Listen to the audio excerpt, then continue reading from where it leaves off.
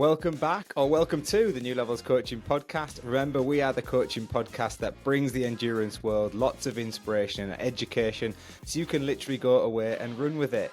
We have been away. We have been on a holiday stroke training camp in Gran Canaria. Gemma's been enjoying lots of good training. We enjoyed watching some races whilst we were out there in the sunshine. And thankfully, we brought the sunshine back with us to the UK. We had a break from the podcast whilst we were out there, but we are back with a bang. And I'm absolutely delighted to be joined this week by the inspirational Helen Garth. Helen is an athlete who I coach with New Levels Coaching. She came on board in around 2019, I believe, which seems a long time ago. But just recently, around 18 months ago, unfortunately, Helen was diagnosed with a very rare and I guess undiagnosed form of cancer, which she'll go into in a lot more detail. Helen has been living with and beyond cancer since that diagnosis day, and she has really embodied the power of movement and exercise to help her take control of her life when everything seems to be spiraling out of control. If you are watching this on video, you'll notice a vest behind me on my wall in our home office at home. That is a Move Against Cancer vest with a timestamp on there of the Great North Run. Move Against Cancer is a charity that my wife founded after her own diagnosis with cancer back in 2012. During that time, she recognised the importance of movement against cancer, hence the term MOVE, and the charity now thriving. And Helen really embodied that spirit of moving against cancer and, as I say, taking control. And we wanted to share that journey to provide a little bit of inspiration for those people who've maybe been affected by cancer themselves or know somebody else who's been affected by cancer. This is an emotional episode, and I know cancer does affect a lot of people. In fact, it touches pretty much all of us these days. I think 1 in 2 people are diagnosed with cancer in the UK alone. So it's a really, really important topic to discuss, but I know it can be a very sensitive topic as well. So it does come with a little bit of an emotional warning, but I'm sure you'll take a lot of inspiration from this, as I did. I thoroughly enjoyed talking to Helen, and I'm so thankful that she shared her story. So with that as our introduction, sit back, enjoy, and let's head over to the episode.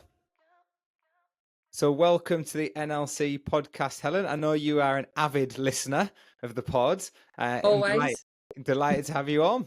Thank you very much indeed. It really is quite the thing being invited on. I feel very privileged, so thank you. Well, I usually get updates from Jamie of you two watching the podcast, so it'll be interesting if he updates me this time and has you on the big screen in the house after this one. Absolutely. I'm sure he will. He'll give some comments, no doubt. Well, as I say, thank you for coming on. And I've done an introduction to give people a bit of a background on who you are, Helen. But obviously you are somebody I coach, and you've become a good friend over the past few years. And I just thought this was a story that we had to share with our wider community. You will be as familiar as anybody that I always kick off with an opening question, and I ask for an inspiring person or even an inspiring thing that's inspired you in your life, maybe who inspired you to get into running, or just a general inspiration within your life, Helen. It's hard to say one person, because your inspiration, I find, can come from so many different people, maybe not always people in the public limelight, as it were. And you get inspiration from places as well, don't you? So not necessarily just people, but if you put me on the spot and name them, I'm going to say straight off Paula Radcliffe. She's the one that I'll always say. I've always admired Paula over many, many years, watching her career just go from strength to strength, and the struggles that she's had, that she's overcome, and that she's just been brutally open and honest all the way through her career, I feel, with her training, with her emotions. We've seen the grit, the determination, the struggles, the achievements. So it's always Paula for me for the running side of things.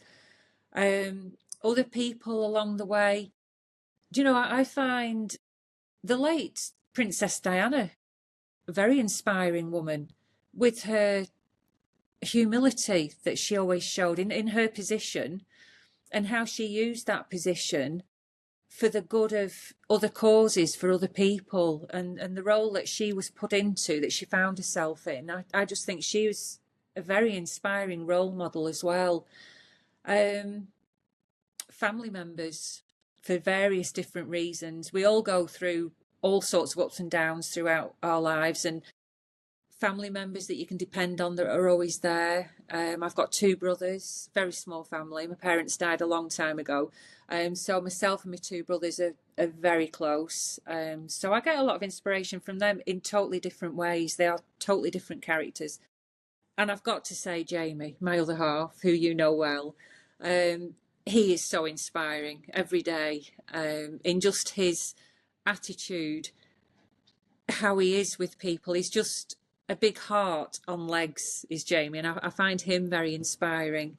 Um, and I've got to say, work colleagues as well. So not necessarily people, like I say, that have been in the limelight for any reason, but yeah, work colleagues. I've learned so much over the years throughout my career from working with a whole host of different people, and the people that I work with now that I see in the roles that they do within the fire service, truly inspirational. So quite a long-winded answer there, but yeah. I love it, Helen. I love it because I think it says a lot about you. You take inspiration from a lot of people around you, and I think that's one of your biggest qualities. You look for it in people as well, and it's not just celebrities, although you might find inspiration in those people. My mum will be really glad that you've said Princess Diana, because she was Oh, like the biggest Princess Di fan ever. oh, there you So there, go. we've got something in Oh, common there. excellent. Well, I'm pleased about that, Anne. Oh, no, not Anne. My mum, Oh, not my your mum. mother-in-law. The other Oh, side who you've not met. no, I haven't. No, I know the in-laws, but oh, well, there you go. That's good. But yeah, I think you've given some really good examples as well around work colleagues, and Jamie, who I know really well, who I know has been a big part of your life and has been a bit of a Yeah. rock for you over the last year in particular, which we'll come on to. And before we go on to your more recent story, Helen, I wanted to give our listeners a bit more of a background to you. Mm. Who are you? You know, how did you get into running? How did you get into fitness and exercise? And how did you find out about New Levels coaching? Give them a bit of a Helen story. Yeah, Helen's story, right. Well, I was never into sport at school. I absolutely hated it, Lewis. Hated it with a passion. So I was always the one at the back at sports day or PE classes. I just didn't like it at all. And it was only after I left school, went through college, started work, and a friend colleague, this I'm going back into, perhaps, going back into the late 80s, early 90s. And a work colleague just randomly said, "Oh, fancy going to an aerobics class tonight?" I thought, "Oh, well, not really, but go on, we'll give it a go." So I went along and I was hooked, absolutely hooked. The instructor was fantastic. She was so energetic and effervescent and motivational, and I just was blown away. So I got hooked, absolutely hooked, to the point where I thought I want to do teaching some classes. So I ended up researching a little bit, did some, I'd like to say exams, but I say that loosely because back in the day, it was, I think it was called something like exercise or movement to music qualifications. So I passed all those and started teaching, as well as working full time. I wasn't doing this as my job. This was a hobby at the time, if you will. So I started teaching aerobics classes, progressed into step classes when they were all the rage as well through the late 80s, 90s. Taught at two local gyms for a number of years, actually, which thoroughly enjoyed. Built up the classes, great camaraderie, great atmosphere. And then those two gyms closed. I don't think it was anything to do with me, I don't think, but they closed. So I moved to another gym, which the bigger gym, health and fitness was then becoming a real big boom. So the big boys were moving in, like your Virgin gyms, your Total Fitness. So the smaller local gyms just couldn't compete. So those gyms closed. So I joined Virgin Gym, local to me, and went out a couple of times with a little group of friends that I knew, got to know through the gym, and just started doing the odd bit of running. But it was a bit like, you know, the film Run Fat Boy Run with Simon Pegg. Oh, it was like that Yeah. at first. Just running up the street thinking, "Oh, this is great." Getting to the end of the street on my knees, absolutely exhausted. But it just gradually built up from there. Um, and then eventually I got chatting with a guy at the gym, who a really good guy. He was keen into his running, but his wife had recently done Chicago Marathon. And he was so enthusiastic and passionate telling me about, oh, it's this great. The Americans know how to organise it. I got so caught up in his story. So I thought, I've got to do a marathon. I'd never even run a 5K or a 10K, never mind a half marathon or a marathon. So that was back in 2005. And you could literally just more or less rock up to the start line in those days. There was none of this ballot and all the rest of it that you have now for the marathons. So entered the marathon online, went along and thought, well, how hard can this be? It turns out very hard. Didn't really do any training, so was terribly, terribly injured. I ended up doing most of my training on the stationary bike in the gym, thinking, oh, well, this is fine, this'll be okay. But I was pleased to say I did get round the course and then swore I would never, never do another marathon. So as you know, I've done 3 since then. So that's how it all came about. But now, much more into my running now. So if we go back to 2018, Lewis, when I first came across you, when I first met you on a training camp weekend, I met you 2018, but it wasn't until 2019 where I started talking to you properly. That's right. Yeah. And it was through your father-in-law, Nigel. I was sat chatting to him at the running weekend. And he was saying about, oh, coaching, it's the best thing going. And I'm trained by Lewis. And he was telling me all about you. And I thought, right, this is what I need. This is what I really need now. I'm at a point in my life I want to really get into my running, sort my training out. So I had a chat with you at that camp. And you said, right, well, okay, we'll have a telephone conversation and we'll have a bit more of an in-depth discussion, which we did. You rang me about a week later. And that was it. You signed me up to New Levels, and it's the best thing I've done for my running and my training. And that was 2019 since I joined New Levels. Yeah, one of our first ever athletes, Helen. You were one of the first ones. Yeah. Well, a first one. Yeah, and well, firstly, thanks to Nigel who was singing my praises. It's good to hear that the father-in-law was singing my praises. He was I guess he was a placed marketing genius, eh? Definitely. At that point. But yeah, I mean, we had that call, and one thing that I always look for with people when I'm speaking to them is people think often when they're chatting to a coach, it comes down to ability, and there is a misconception in the running world in particular that you have to be an elite athlete to have a coach, and I wanted to change that perception. I really wanted to work with people who wanted to work on themselves because I felt like there was big scope for improvement there, and one thing that struck a chord with me, certainly with you, when I was chatting to you, Helen, was how much you wanted to improve, how much you love what you did, and they're the people that you want to work with. You can see it straight away, and it was very apparent from an early stage that you loved what you did, and you're the type of person, like, you're a dream to work with. You update everything, you do exactly as you're told, and even if you don't agree with it, True. you do I'll it. let you know And if I don't agree with it. yeah, you do that as well, but that's good too, because you got to have that back and forth.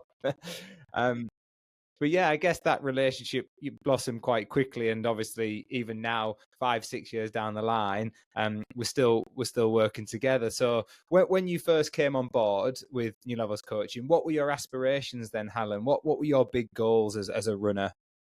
Yeah, well, I'd done I ran Chicago back in 2005, and that was with no training. I didn't have a clue. Absolutely so naive. What a novice runner. But I got round it, and like I say, even then I said, no, never again. But a few years down the line, getting more into it again, wanting to progress into the running. Went on the running training camp, met yourself, chatting with Nigel, and I was so interested in what he'd said about New Levels, and that gave me the confidence to approach you initially, because it really came across that New Levels coaching was not just for athletes. I mean, I know that you yourself and the other coaches there coach a whole range of athletic ability, not just the elites, but the majority, perhaps like myself, just your everyday runner, wanting to improve. So when I spoke with you in 2019, I'd run, let me think, 2018, I ran the Edinburgh Marathon, and I put myself through hell because I thought, no, I know I need a training plan. So I'll get myself a training plan. Went online, Googled marathon training plans, downloaded one, didn't like the look of it. So I downloaded another one and I cut and pasted bits from the first one and bits that I liked from the second one and just made up my own plan with no idea that there were specific reasons for doing different runs in the week or different training styles. So I got round Edinburgh, I don't know how, and then I've always wanted to do London. And I think I had a place in London, and that's when I approached you, as I wanted to do. Did I have the place in London for 2020? But then, of course, COVID hit. Then I was really getting into the running bug after the conversation with you and starting with New Levels, starting properly on a training plan and coaching that had purpose and meaning behind it, which increased my understanding and awareness, which was fantastic. So then my big goal, deciding upon the big goal, was to do the 6 World Marathon Majors. I'd already done Chicago at that point. So I had the other 5 to do, which is where you came in to help me with that, with the programs, with the planning, with the preparation. So that has been the goal. So of course, since then, I've been trying to get back into London because I lost my place through injury. I could defer it once, then COVID hit, so I deferred that, got injured, couldn't do the London Marathon. But as you know, since then, in 2022, we did the coaching and the training plan, and I did Berlin in the September. 6 weeks later, did New York. So that's ticked off 3 of the majors, 3 to go. Was due to do Boston. In Berlin, I got that Boston qualifying time when I ran Berlin. So I applied for the Boston for last year, not this April gone, it was the one before. But then, of course, turn of events, had to pull out of Boston. So I've still got Boston, London, Tokyo to go. So they're still on the cards. And what's your feeling about them adding a 7th star now? Because you're still on that journey. You've not got the 6 to then get the 7. What's your feeling about a potential 7th star being on there? I don't know. Where are they going to stop with it? How many are they going to stop at ultimately? But I think I'm correct in saying this, Lewis, that people like myself who have already started on the 6 and have already started it and got one of the stars or 2 or 3 of the stars, you can still just aim for that 6-star medal. So you will still get that. It's not a case of now that, oh no, there's no 6-star medal anymore. You've got to go for the 7. So people starting out now will have to go for the 7 as far as I know. But isn't the talk of extending it now to 9 majors? Yeah, there is some whisperings. Yeah. Yes, It's yeah. difficult, isn't it? Because if you look at it, like, it is quite heavily weighted towards the US with Boston, It Chicago, is. and New York. And New York, yeah. So yeah, so I totally get that having somewhere like Sydney is appealing. But yeah, I think it's only fair as well, like you say, if people have already started that journey, that they can still be rewarded if they do chase that 6 stars, which I believe is the case, and hopefully they'll keep that and honour that for as long as they possibly can. Hope so. But yeah, you are right. Where do they draw the line? Fingers crossed, eh? Yeah, definitely. Yeah. So when we're chatting, if we go back to London then, because it's like, it's so mad. It's easy to forget. Like, I know COVID was like such a terrible time, but it's now like nearly, well, what, 4 or 5 years ago since we went through that period in our lives. And it just seems so crazy to think back that we were going through things such as lockdown. But I remember so vividly in the March, talking about, you text me, will they cancel London? And I know they won't cancel London Marathon. No way will they cancel London Marathon. And God almighty, did they cancel it? And like, what was your thoughts there as a runner? Because I think sometimes people just go, oh, well, it was cancelled. But what were you feeling when they did cancel it? You had this big dream of doing 6 stars. Yeah. It's a funny one, isn't it? It's a bit double-edged, really, because you can understand why it's cancelled. A big, mass event, spectators running, millions of people in one space. But then selfishly, you think, oh, all that training I've done, I'm ready for this. When am I going to get that chance back again? Our race is going to even come back. Nobody knew anything. Everyone was just working in the dark with it all, weren't they? Nobody knew if mass events would ever come back. How serious is it going to get from where it was at that point with COVID? So, yeah, it's a bit double-edged, really. I was gutted for myself and other people running it, but deep down, you could understand the why it had been cancelled, without a doubt. Yeah, it was tricky, wasn't it? Like you say, you had to recognise that there was a few issues. Well, not just a few. There was a lot of issues, and there was a lot of problems that had to be solved. And now, knowing what we know now, maybe things would have been taken into account a little bit differently. But at the time, people were doing the best they could in such a terrible situation. And I Yeah, know it's easy to look back on hindsight and say we shouldn't have done this, we should have done that. But at the time, we were dealing with the unknown, and that was the reality of it. definitely. And every major event went. And we certainly didn't think we'd be still a year on worried about it the following year being cancelled, but we were going forever and ever and ever. Yeah, And it obviously then caused problems for you because you ran into injuries as well. So when you ran into those injuries, Helen, and you weren't able to do London, you were still then able to do Berlin and Boston. But then after that, obviously things have kind of spiraled a little bit, I guess, in your life. yeah, And kind yeah. of want to touch on that now and bring people up to speed with where you are on that journey. So after you completed Boston, what was the plan? So what was your ideal plan? What was mapped out there for you to then go and complete the rest? What, for after completing Berlin and New York? After completing, yeah, sorry, Berlin and New York before. So Yeah, before, obviously, the Boston. What was the plan after New York? Apologies. the plan after New York. Well, I had my place for London 2023, and all the training was going great for that. But then I seemed to get a problem in my hamstring, and we thought it was a bit of tendinopathy or just a hamstring issue. So we were working on that, trying to rehab that, work through it. And I remember doing, was it 5 weeks out from London? I did the Oundle 20-mile race. Yeah, yeah. Yes.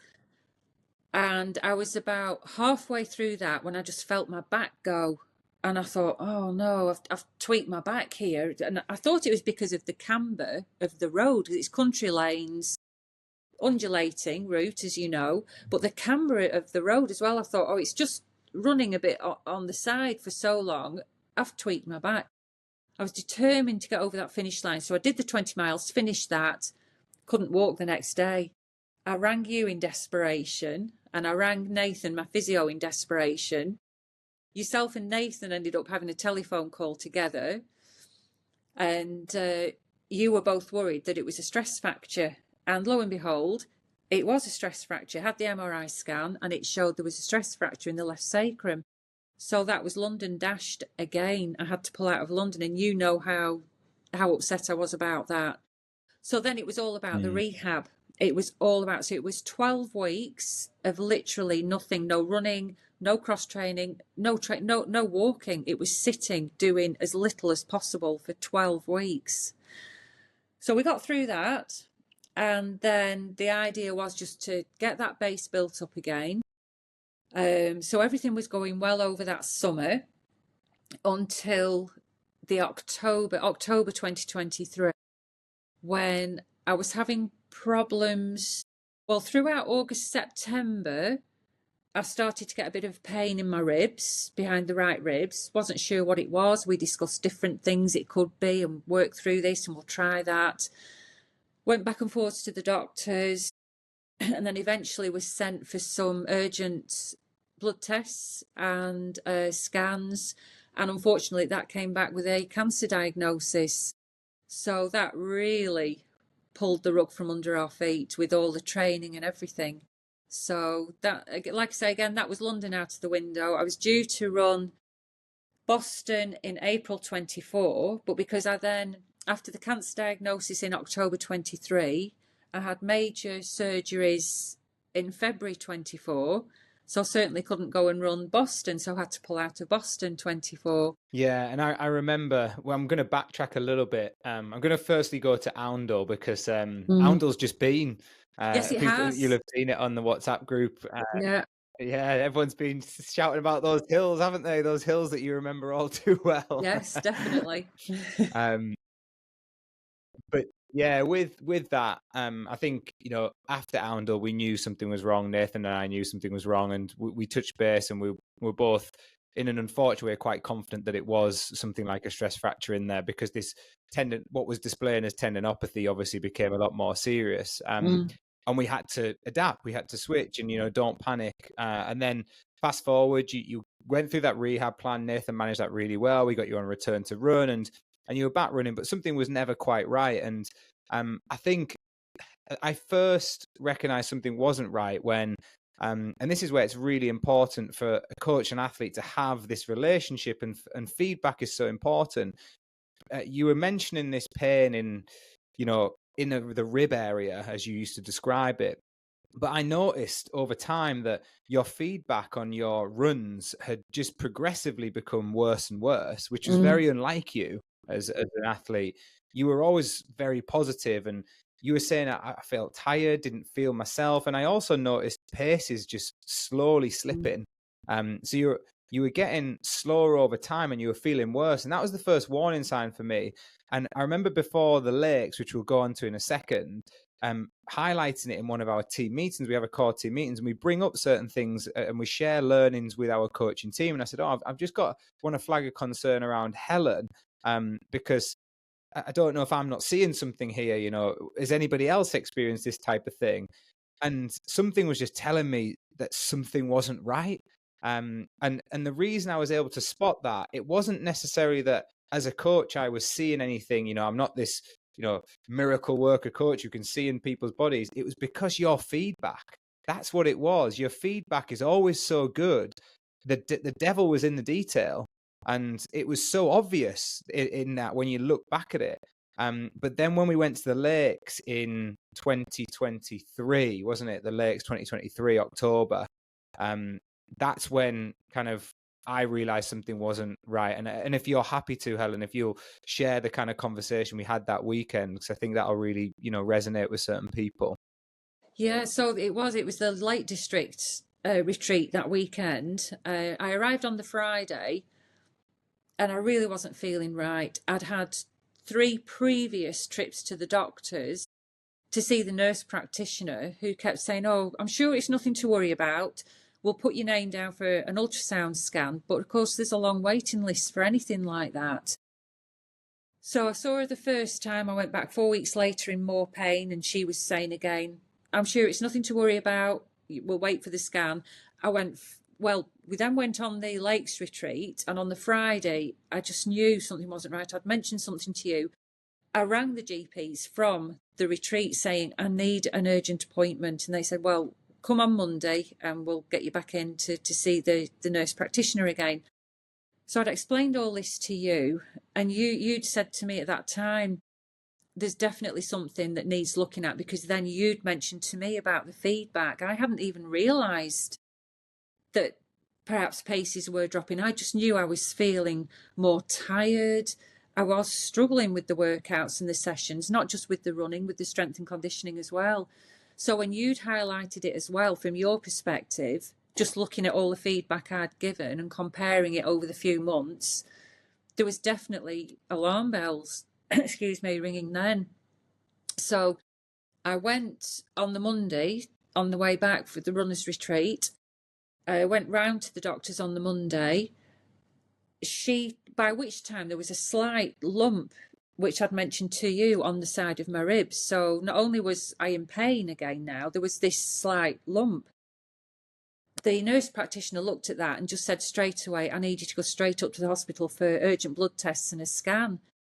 So I had those done. And then the next day, I got a call from the GP surgery just saying, oh, we've got the results. Can you come straight in? And there it was. It was cancer. It was a tumour that was growing in the abdomen on the right-hand side. But it ended up being, to cut a long story short, as you know, Lewis, a very complex, complicated cancer. This tumour was growing aggressively. They couldn't figure out where it had come from, where it had originated from. They weren't sure. Even all the scans, the blood tests, all the different tests that they'd done, and the scans showed nothing. Even the biopsy, it confirmed it was secondary cancer. The tumour was the secondary cancer, but no indication as to the primary, where it had originated from. So that was that Lakes weekend, and then resulting in that cancer diagnosis with the tumour. So this was like then end of October going into November of 2023. Yeah. And I remember, I guess when you told me, my heart obviously sunk. But at the same time, I wasn't shocked. I wasn't, after knowing the lump was there on that weekend. I'd spoken to Gemma, and obviously we've got a history with Gemma having been diagnosed with cancer, that I kind of just expected something to come back that wasn't positive. But I guess, your world very quickly turns upside down when something like this happens. Completely. Everything spirals. And not just yours, the people around you as well. And one thing that struck me with you, Helen, straight away was you were, despite this news, you were so positive. I'm gonna fight this, and I'm gonna challenge it, and I'm gonna keep fit and healthy as best I can. But you have a saying, and I'd like you to share that saying with people, which, funnily enough, ironically, you'd said in the Lakes that weekend. I had. And it just sticks with me to this day. Yeah, that weekend. I did. I said that, and it's this too shall pass. And I feel that saying, it relates to everything, absolutely everything, not just a situation or circumstances. It relates to emotions or thoughts or feelings. Everything passes, no matter how bad things are at one particular moment in time. That moment's going to pass, that thought is going to pass, that situation is going to pass. So I just find that a very powerful saying, this too shall pass. Yeah, and I think that's what resonated with me, was how positive you were. And anybody who is living with cancer, and it's such an unfortunate situation, cancer does not discriminate. Like I say, I've been through that situation with my wife Gemma, and seen it firsthand. It does not discriminate, and it is a horrible, horrible disease. But I do see trends where people choose to be positive through that time, when they choose to live with cancer, and they choose that path to not just be positive, but also health and fitness. And the research is now pointing to it as well, as there's a lot more successful outcomes when people are choosing that path. They're keeping healthy during that diagnosis. They're keeping healthy during chemotherapy, radiotherapy, and they are choosing to keep positive as best as they possibly can. However, there are some dark moments. Absolutely, and you will be able to attest to that more than anyone. Yeah. It's the amount of people that have said to me about the positivity and that strength in approach and attitude, which sometimes blows me away, Lewis, because I just think, well, I don't consider myself as a particularly strong person. It's just a situation that's here that I've had to deal with. I didn't choose to be in this position, and I've not been able to, I've had no choice about being affected by this, by the tumour being there. I've had no choice about that. But what I've strongly thought along the way is that I have a choice on how I react to it all. I have a choice on what I decide I am going to do about this. So yes, going along to see the consultants, the medical staff, the cancer specialists, the oncologists, I've not been able to control anything that they're going to tell me. Bad news about the surgery, having to have chemo, that has all been out of my control. But to take control where you can, that has been my gift, to have a choice as to how I react to that, how I respond to it all. So when people say, "Oh, you're so positive," I don't see there's any other way. You, the only other way is to give up and sit down and give up. But that's not for me, not on my watch. That's not for me at all. Maybe if I wasn't in this position and I was talking to a friend who was going through what I was going through, maybe I'd be saying to them, "Oh, I don't think I could cope like you're coping. You're very strong. You're very positive." You truly don't know until you're in that person's shoes. You don't know, do you? But you can control how you react and respond. Yeah, you don't know. You're absolutely bang on there, Helen. You don't know, and everybody's different, and there's no right or wrong answer. Because I'm not a person who's been in that situation. You don't know how you're going to respond. All I am giving my opinion on what I've seen firsthand from two people I know really well who've gone through it and have chosen to respond in the way that you did, in the way that Gemma did, where they took control of things where things were spiraling out of control. Yeah. And I think there's a lesson in this for anybody, whether any part of your life. When we go back to COVID, when everybody was losing control, I felt like the people who had better experiences during that terrible time were those who kept control of the things they could control, however small they might have been. But I think it is such an important lesson for people. And even if we relate it to running and marathons, like the day of marathons, a lot of things can go wrong in the build up to a marathon. But if you continue to control the things that you can, it's more likely that you'll have a positive outcome. Now, we know that isn't always the case with things like cancer, and we've got to highlight that, because unfortunately, Absolutely. no matter how positive some people are, their diagnosis just isn't. It's not fair, and it's not. It's nothing to do with them and them as people. But I do think it's worth highlighting that you wanted to continue to exercise during your treatment, despite everything that was going on. Yeah, definitely. Exercise for me, carrying on with my training program, I know we had to adapt it, which was great that we were able to do that, Lewis, that you were able to change it around for me because of the circumstances. But being able to continue to exercise, to me, was keeping hold of some normality in my life at that time, where everything else was way beyond normal. Cancer is just horrendous. It's the most awful, awful thing to be told that you've got. And it's that feeling of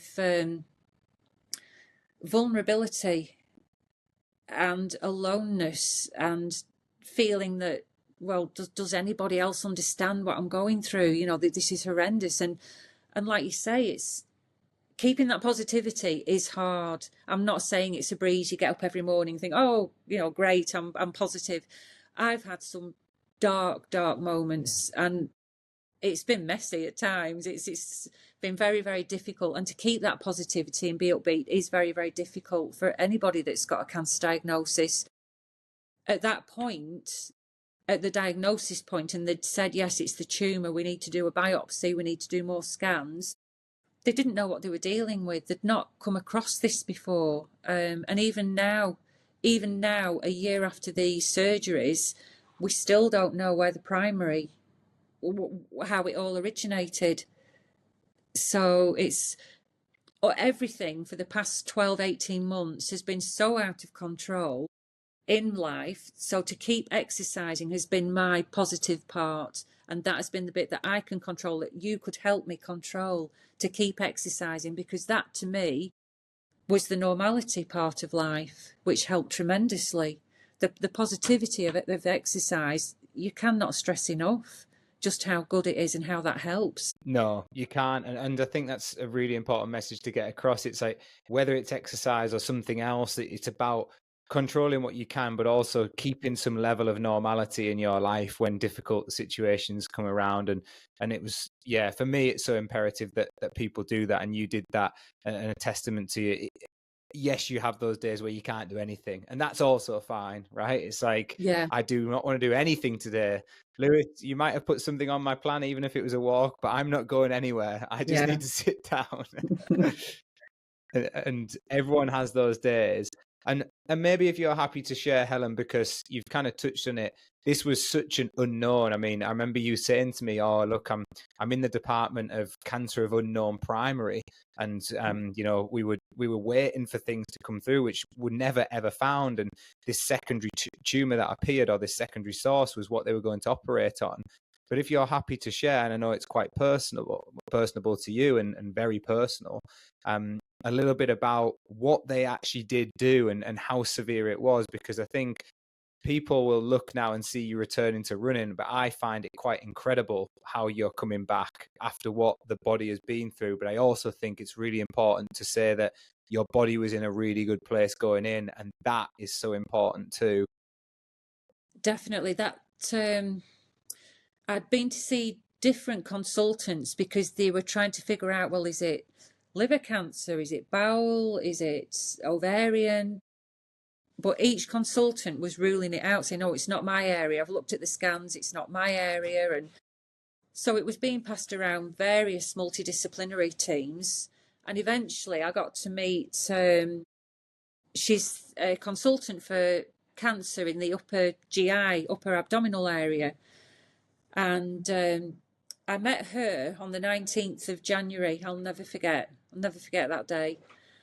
And it was actually the weekend of the National Running Show down in Birmingham. So Jamie had gone down to that. He was with you guys that weekend, and we'd agreed that he'd go along to that. He shouldn't miss it. I had the meeting with the this surgeon, Miss Shetty, and I went in to meet with her. My brother came with me, and she was brutally honest from the outset. I mean, I was in so much pain by this time. This tumour was big. I was deformed down the right hand side. It was bulging out so much. Went in to meet her, sat down. Like I say, she was brutally honest, and she said it's not good. We don't know what we're dealing with. We've looked at all the scans. Many people, consultants, specialists have reviewed the blood tests, the scans, everything, the biopsy. We don't know what we're dealing with. So she said, we're completely in the unknown with it all here. We don't know what cancer it is. So it was classed as unknown primary, which is a thing, unknown primary. And she said that when she'd first been approached by a colleague to say, look, will you lead a team of surgeons to look at surgery? She assessed everything and she said, no. She said, I'm not going to touch it. I don't want to have anything involvement with this. This is not good. And she told me this directly. And that meeting, I felt in such a dark, deep place, thinking, well, she's telling me it's over. You know, that this is it. How much time have I got left? It was that bad. But she said, having re-reviewed it and having met me that day, it was only down to the fitness that I had at that point in time that she actually agreed to go ahead and do the surgery. Again, she said she had to put a team of colleagues together, which involved herself, her colleague, another upper GI surgeon, 2 vascular surgeons, a cardiac surgeon, a liver surgeon, and 2 plastic surgeons, which baffled me. So I thought, well, why plastic surgeons? But she explained, if we can get the tumour out, we don't know what else we have to take out with it. And there might be a lot of reconstruction work. So we need the plastic surgeons there as well. So this was all sounding bleaker by the moment. But it was the point when she said, we might just open you up and we see the tumour and we can't do anything. And that's it then. We'll just have to stitch you up and that's it. So to be faced with that, the date for the operation had been set for in 4 weeks' time from that meeting with her. She explained about what the operation would involve, saying it'll be a cut across your abdomen and we'll try and access the tumour from there to get it out. But she said it may be that I have to go in from your back as well. And if I have to do that, I'll have to break your ribs to go in to get the tumour. So I was thinking, trying to sit and absorb all that information, it was just absolutely overwhelming. I will never, ever forget that first meeting with her. brutally honest, and it just looked so bleak. The outcome just looked so bleak. And I remember saying to her at the end of it, but I'm running Boston Marathon in April. I can't have all this. So she was very gently said, I don't think you're going to be on that marathon start line at all. But that was all I could think. I couldn't process all this information she'd given me. I was almost trying to blot it out and thinking, no, but I've got a training plan that I have to follow. I'm doing Boston. But anyway, fast forward to 4 weeks later, I went in on the 14th of February 24 for the first operation, which is where the vascular surgeons had to try and cut off the blood supply to the tumour. So that was a 3.5-hour operation, which I had to be wide awake for, which I hadn't realised at the time until the vascular surgeon came to tell me that about an hour before the surgery, because I just thought, oh, well, general anaesthetic, won't know anything about it, that's fine. But no, so I was awake for that one. And then the next day, on the 15th of February, that was the 9-hour operation for them to remove the tumour, which they did, which incredibly, these people are amazing people, this whole team of surgeons. But the worst part, when she was telling me afterwards, Miss Shetty, she said there was one moment where the whole room just stopped when they realised that the tumour had perforated my diaphragm and had burst, and there was debris and cancer cells within the chest cavity then. So in taking the tumour out, they had to remove part of my liver, a lot of the diaphragm, and all the abdominal wall muscle down the right-hand side. So the plastic surgeons had a heck of a job rebuilding all of that. So I've got a rebuilt partial diaphragm, and they've reconstructed the abdominal wall muscles down the right-hand side. So it was quite the undertaking, I believe, that day for them. Not for me, I was asleep, but for them, they had a day and a half of it. So that was the surgery in a nutshell. Well, when you explain it like that, it is a bit of a day, isn't it? A day in the office for them, which is crazy. As you say, they're miracle workers, really. And I know we can, we laugh and joke about it now, particularly the Boston part. And you told me that before, and we couldn't help but giggle. And I think you do have to find light-hearted moments in these deep, dark moments that you have in life. Certainly my philosophy in life is, if you're not going to cry, then try and laugh instead. Try and laugh. But I think, try and laugh as best you can. But maybe you could share as well, Helen, like you've had results back this week, which are good results as well from your bloods. But something that they said this week to you about that surgery that you've just told me this week, which I think shows the enormity of it and how, I guess, amazing it is that they were able to do that. Well, even now, after they got the tumour out, that was sent away for further diagnosis and tests, pathology tests. But even now, it's just not showing any answers at all. After all the in-depth tests they've done on the tumour, they still don't know where the primary is, where it originated from. But the surgeons are as confident as they possibly can be. Yes, they got the tumour out, so huge success, big tick in the box there. But when it had burst, they did a full clean, what they call a full clean-up of all the debris that was floating around in the chest cavity. So they're as confident as they can be that they've caught everything. So it was a case of, at first, because it was still an unknown primary, they couldn't really give me any chemo or radiotherapy, because that's very targeted. They need to know the amount of chemo, what kind of chemo. It's a minefield once you get into chemo. Who knew? But because this was an unknown primary, they didn't have anything to go on. So it was a case of, right, well, what we can do now is every 3 months you'll have a CT scan and a blood test.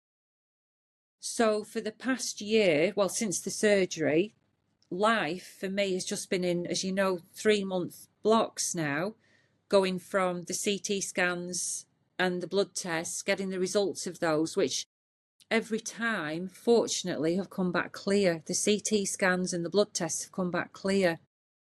Now, the oncologist that I was under after the surgery, when it was still classed as unknown primary, she wrote to Christie's Cancer Hospital in Manchester, and sent everything to them, the whole tests, everything, and asked them for a second opinion. And they came back and said, well, to cut a long story short again, I'm now under another oncologist, and it's now called clear cell cancer, because apparently what Christie's detected, they said it's presenting, some of the cells from the tumour are presenting similar to ovarian cancer.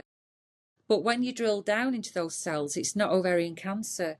They present similar. So hence it's now called, in the bracket, this bracket of clear cell cancer. So I started with another oncologist who was keen then to start chemotherapy, because clear cell cancer, they had a little bit more of a picture of what they were targeting. But he said to me, you know, at the end of the day, it's your choice. We can start chemotherapy, which he said he was looking at doing that to mop up any potential cancer cells that could still be in the system. So it was a bit of an insurance, if you will, after the surgery. He said the benefits of it could be as little as 5 to 10% of this chemotherapy with the clear cell cancer. He said it's your choice. Went through all the side effects, potential side effects. But I said to him from the outset, you've given me a figure, 5 to 10%, that's above a zero. As far as I'm concerned, I owe it to those surgeons who have kept me alive, got me this far. Any offer of support that's given me, I'm taking it. So yes, you know, we'll do the chemo. So we started on the chemotherapy in May 24. And that didn't go down too well. Within a week, I was then in hospital for 3 weeks with sepsis and liver damage. So they got me back on my feet. Had a few more blood tests just to make sure that everything was back and I could carry on with the chemo. Went back in early August for the second round of chemo, thinking, right, we go again. And ended up within 10 minutes of them starting the chemo drip, had an anaphylactic shock, rushed off to resuscitation. And so that was no more chemo, unfortunately, for me. The risk of the side effects were just far too high. So unfortunately, that's no longer an option. So since then, and then all the hair falling out, of course, with chemo from August. That was another side effect. But growing back now. So obviously since then, I've been having regular blood tests and CT scans. I was back on Monday for blood tests, and I just saw my oncologist earlier today, actually, this afternoon, and he's delighted. Everything's coming back clear, and he just keeps saying I'm a medical mystery, and he sings the praises of that team of surgeons, Miss Shetty and her team, because he thinks it's amazing.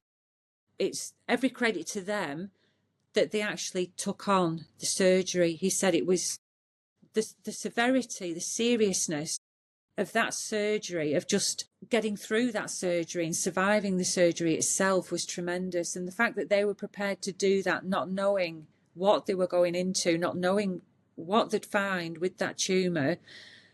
And with him saying that, it really does hammer it home just how serious that surgery was, and how clever those surgeons were. But getting through that surgery, I just put my faith in them, in those surgeons, these professionals. I just knew that they had my back. That's how I felt going into the surgery. Just take the positivity from the surgeons. They've got this.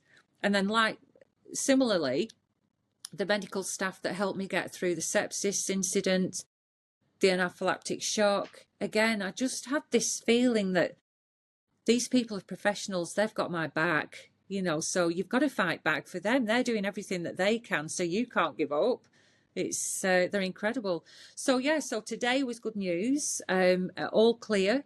So we go again with the next CT scan and blood tests will be in May. So life just remains in 3-month blocks at the moment. But on the flip side, the positive side of all of that, Lewis, is the fact that I feel lucky that I'm being offered that monitoring. And if anything does show up in another 3 months, 6 months, 12 months, there'll be a plan of action. So I consider that as the positive, and I do feel very lucky that I am monitored. Yeah, you are a medical mystery, Helen, but it is Yeah. quite an incredible story. And I'm glad you've been so open and honest with it. And thank you for being so open and honest with it. You also look great with the hair growing back as well. You look great without it. I told you that before Christmas as well. Oh, I don't I know. think yeah. It's just so good to see you looking well. We knew, in Morzine when we knew that you were going in for that surgery, of course, and things were you'd come out to Morzine before that was all going to happen, and you just didn't look like Helen, like you didn't look Yeah. like you usually do, and now it's great to see the colour back and the smile on your face, and you're a lot more confident again, and you've got that spring in your step, and running's returning, not as fast as you might want it to, but it will come back, and you are Yeah. building up nicely. But I think it's just a lot of people can take a lot from this in many different ways. People will take different things from it, and whether it's putting trust in other people, which I think is so important. What you said there, like trust the professionals, whether Yeah. it's remaining positive, whether it's keeping in control, whether it's sticking to your health, or whether it's just like laughing through the tough times. Because I always laugh and joke with you and say, well, if you think those surgeons had a tough job, think what I've had to do as a coach for this last year. Exactly. You've had And your we work laugh and cut joke out as about that well. too, Yeah. don't we? Yeah. That it really hammered it home though, Lewis, that first meeting on the 19th of March with Miss Shetty, when she said, when she first came across my case, she backed off. She backed right off. She didn't want anything to do with it. But when she met me and she understood me a bit more, and she said, it's only because of your fitness that you've kept yourself fit and healthy. I'm no elite athlete by any stretch of the imagination, but I take my health and fitness. I do have a passion for it, and I take it seriously. And I like to keep myself fit, and I have been running for a number of years. I've not broken any fantastic records. I do it purely for my enjoyment of the sport of running and what I get out of it, and the running community, the friends that I've met through joining New Levels, and I've had throughout this whole journey as well, the positivity and the strength that I've got through the running community, through my friends who I would never have met without New Levels coaching. And I just know that they've all had my back. Yourself, Gemma, incredible. Everybody's been there, and it's only through keeping that positivity, which I get through the running, through the health and fitness, and that came to test with Miss Shetty saying the only reason I'm going to do the operation is because your fitness is as it is right now. She said otherwise we wouldn't touch you. You wouldn't survive the operation. So that, if that's not a message for whoever, just to, you don't have to go and run marathons. If it's going out on daily walks, just take control of your own health, your own lifestyle, your own fitness. You don't have to be the best at everything. It's just movement. It's moving, isn't it? That's what it's all about. Yeah, absolutely. Yeah, I couldn't have said it better myself. And it's a really nice way to kind of round things off. I guess there's two messages from that I do want to share though, because they resonate so closely with me from Gemma's story, really. But two things that you've just highlighted. I remember Gemma saying in a talk once that she gave after she'd been through chemotherapy, and she said, never has it been more apparent that I needed my body to show up for me. Don't expect your body just to be there for you if you've not respected it. Like you've got to respect your body, because one day you might just need it.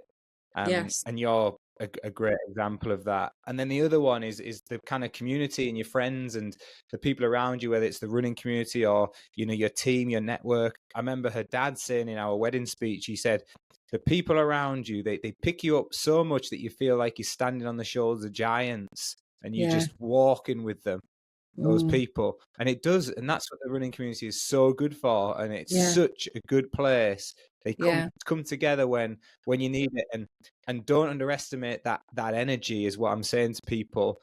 Whether it's going through a cancer diagnosis, whether it's going through a hard time in your life, whether it's trying to get through a bad patch leading into races, which is all relative to people.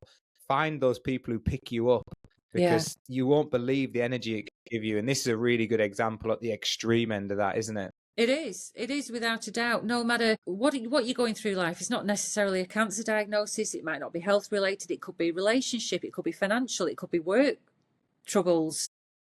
But the one common theme when you've got that running community around you, that one common theme is that friendship, that solid, loyal, dependable friendship from all angles, from people that you'd never have come across before, that you'd never have met before, but you've got that one thing in common.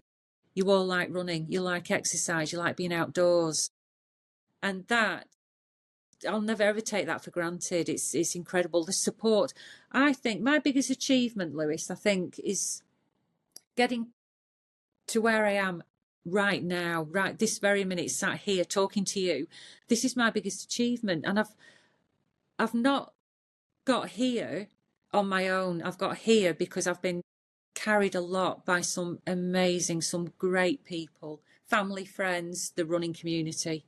I've got so many people that I owe a debt of gratitude to, definitely. Yeah, and I think it's again goes back to right at the start though, Helen. You know, you named so many people as inspiration to yourself. You look for that inspiration in people. It's never about you. It's always about other people and how they help you and how you feed off them. And even now, it'd be easy.